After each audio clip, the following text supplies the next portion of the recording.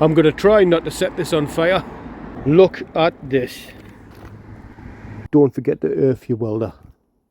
I've just opened up a can of worms on the Fiesta. Gasless MIG welder. Gas MIG welder.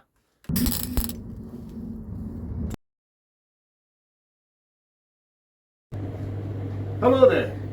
You join me from the beginning of this video in beautiful North Wales, in the town of Llandin.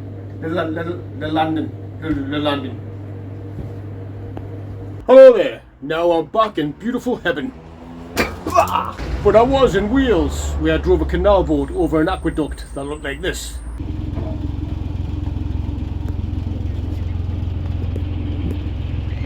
And I drove along miles of narrow roads that looked like this.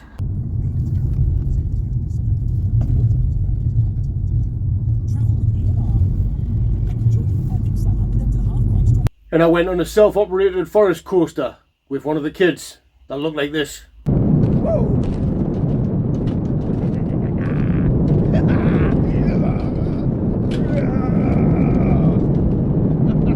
What's it like driving a canal boat, you ask? Why, it's just like driving a car on the road.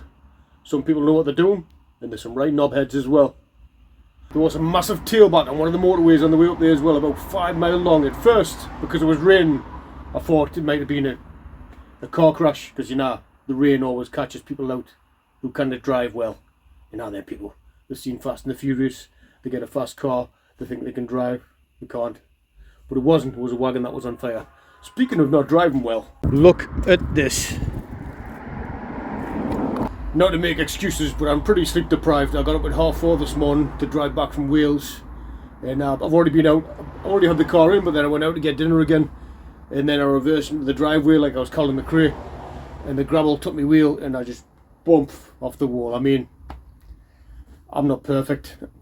I'm pretty close, but no, shit happens, didn't it? Now when I went to Wales, I left the Fiesta further over in the middle, and it left a gap of like a couple of centimetres either side, and I reversed on way too quickly, and like I said, the gravel took me wheel, and well, I had right away. The wall ran into me. No, but to be serious, like, I'm completely knackered, so if this video doesn't make any sense, and it probably won't, Merry Christmas. I'm going to get a cup of tea. Stop waffling and do something. Gasless MIG welder. Gas MIG welder. Today we're going to have a pop at using a gasless MIG welder and try and do something with this and this on the Mark III Ford Fiesta. If I get time, I'll try and do something with this. I'm going to try not to set this on fire and do some welding. I've just opened up a can of worms on the Fiesta. Roll VT.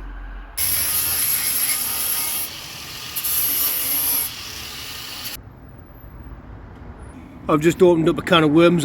Yeah, I've been grinding away at it. Bit of metal fell out. The welds weren't that good on it. And I know someone asked if this was an over patch. Yeah, look at that.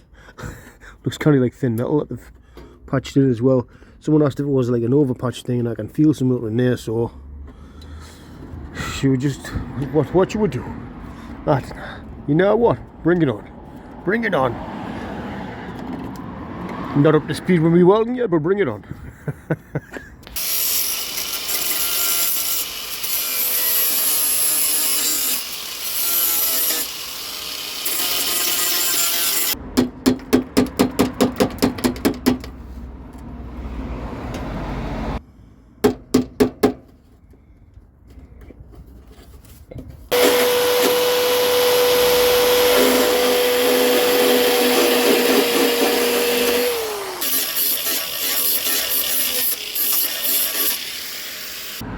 Right, I've started cleaning this up. No, that's a inner sill in there. This isn't an over sill, it's just the way it's been welded on. This is a part, this is the original sill. And even though chances are they've had the full sill, for some reason they've tied it into this because this was still good. Even though they've made it a bit awkward. So I've managed to shape that up more up into there. This is a mangled mess. But what I think I'm going to do, don't judge me until I'm more confident in it. And I'm not even up to speed with me welding anyway, but I think I'm going to do just a patch, an over patch don't judge me. And then the more confident I get, then I'll start fannying on, creating. But let's try and make a patch to go over this. I'll clean it up more once I get it there. I'm going to tack that sill into there and make an over patch, I think.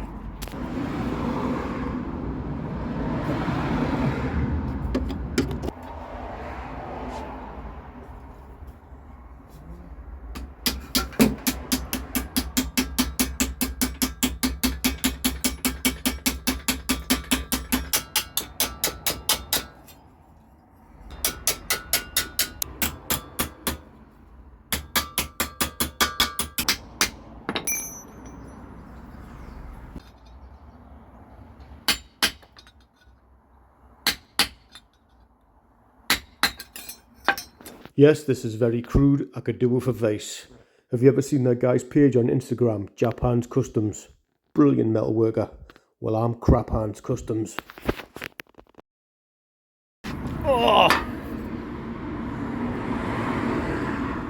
Right, there's me patch. I got it fitting. Lovely.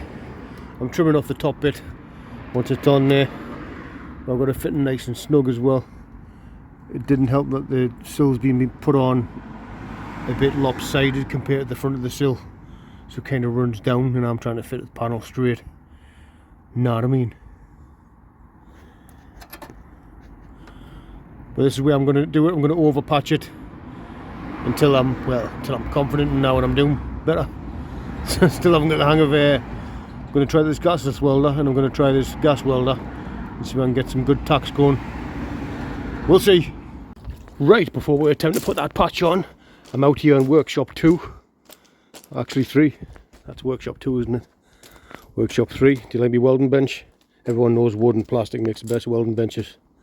I'm going to try out laying some tacks with a gasless welder and a gas welder with different wires in from what I've used before. Anyway, let's crack on. Right, I'm going to change out the wire on this and give it a go. I've never even looked at this thing yet.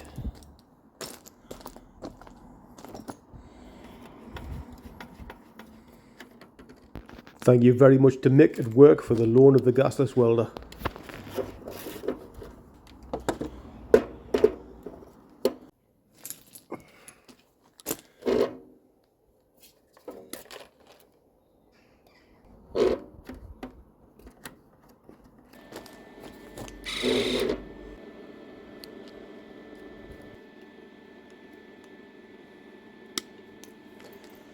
Right, let's begin. Don't forget to earth your welder. Right, let's give it a go. I've just cleaned up this bit of scrap practice bit. We've been doing tacks on it. I'm just going to lay the tacks on top of it, because that's what I'll be doing when I put the patch panel on. It'll be metal on top of metal, and that'll be the edge. What am I talking about? Anyway, let's practice some tacks on this with the gas and the gasless.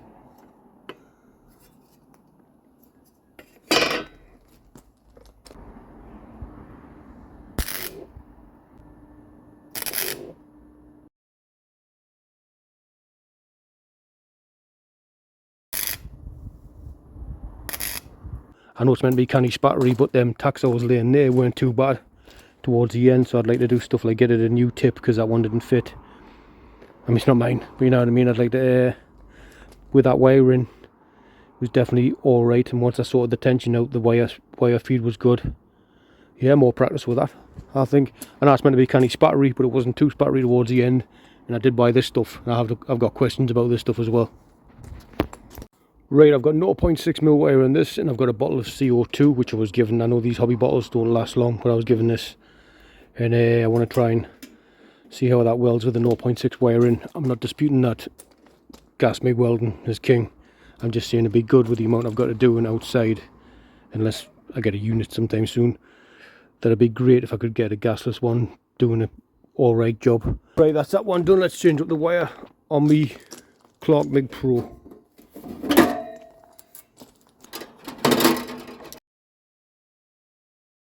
If there's anything you can get or do for welding wire, it's going to sit around for a while, you know, stop it getting that top coat of rust on the first few reels. Let's pop some 0.6 in.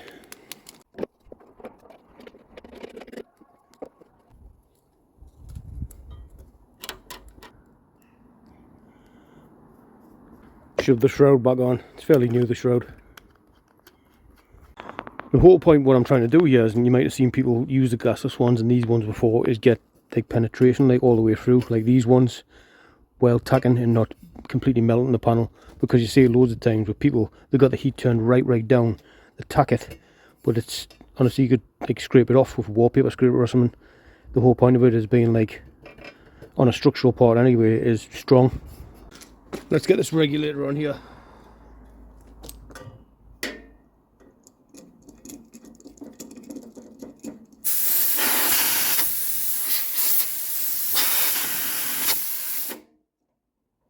Let's waste half of that stuff, eh? Definitely some in there, or there was.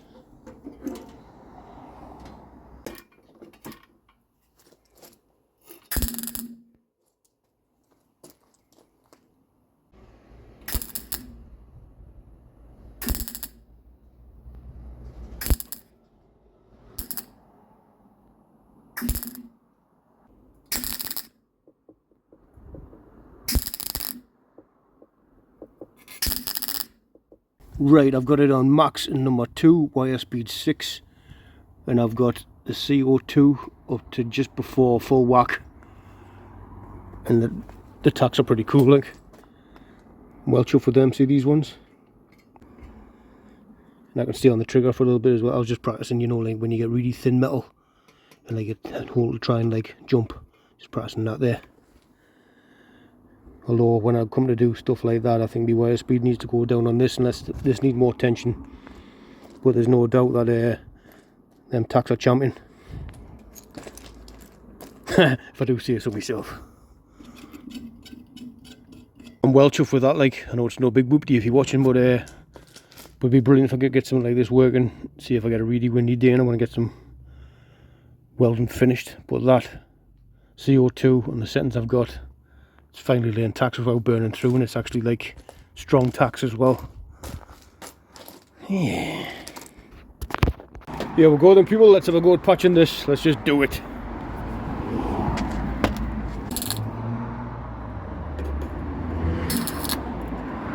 I'm just putting on small tacks for now to hold the panel in place, and then I'll put on big tacks while I'm eating Tic Tacs.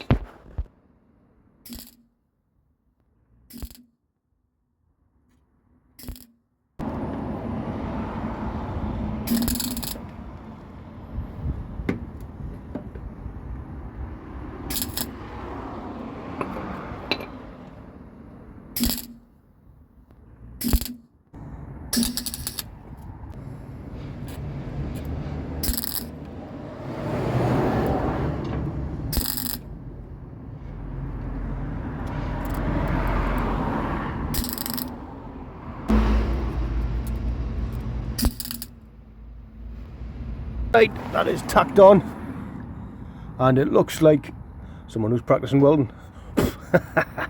No, not too bad, not too bad. Got to carry on like stitch welding it, then grind it to a certain, looks a bit nicer, and paint over the top of it. But I think I will, you know what, this channel, eventually I'll be doing the full sill. I'll take it off and redo it all properly.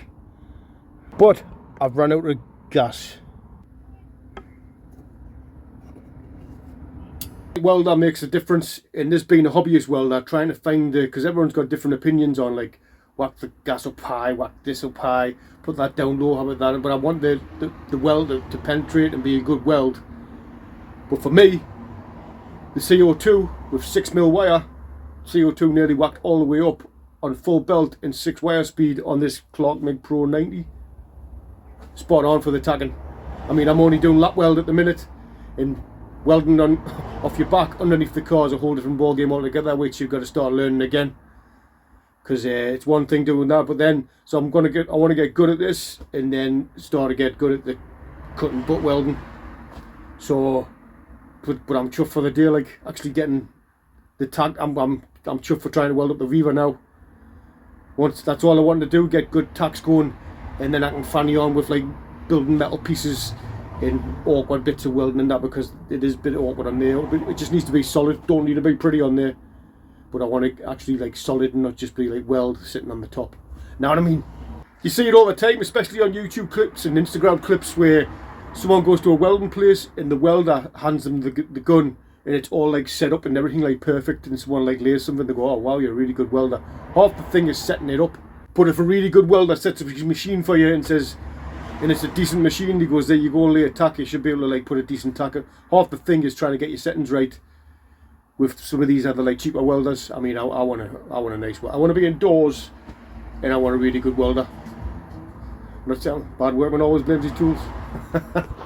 Still waffling on, because I did welding in college, and welding the thick plate and welding the beads on it, I was good at. Took me on trumpet like pretty quickly, so I started finding on other things. But that's a really decent welder set up for you in the right environment on thick plate, laying beads. It's a whole different ball game with thin sheet metal in awkward places in hobbyist machines.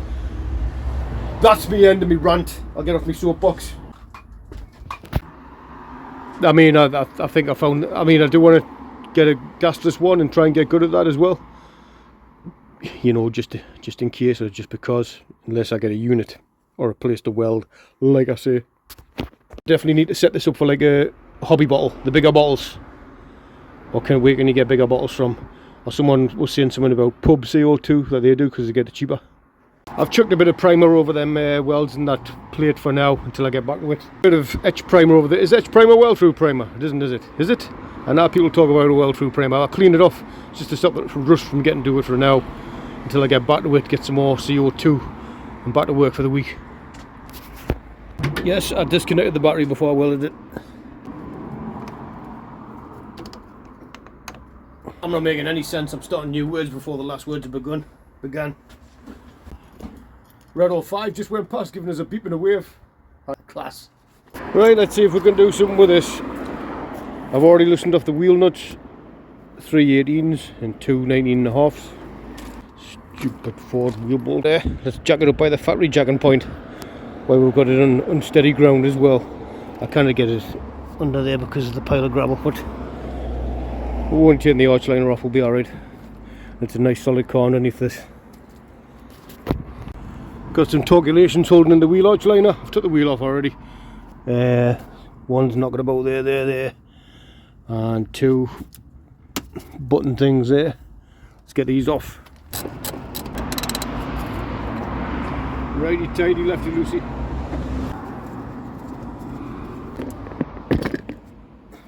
Got my wheel arch liner out in the 10,000 screws, torque things, and the bungs. Let's see if we can pop some of this out.